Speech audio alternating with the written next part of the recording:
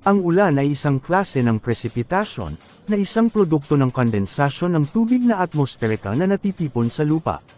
Ito ay nabubuo kapag ang mga patak ng tubig ay nalalaglag sa lupa galing sa mga ulap. Hindi lahat ng ulan ay nakakaabot sa lupa. Ang iba ay sumisingaw habang dumadaan sa hangin. Kapag walang nakakaabot sa lupa, ito ay tinatawag na virga. Isang pangyayari na kadalasang nangyayari sa mga maiinit at tuyong lupain.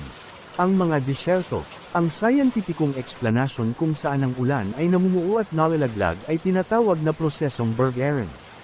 Ang ulan ay may mahalagang ginagampanan sa siklo ng tubig, kung saan ang tubig ay sumisingaw o pumapailan lang bilang hangin, namumuo bilang patak, at nalalaglag galing sa itaas, at unti-unting bumabalik sa dagat galing sa mga ilog at sapa, at umuulit-ulit. Ang singaw ng tubig galing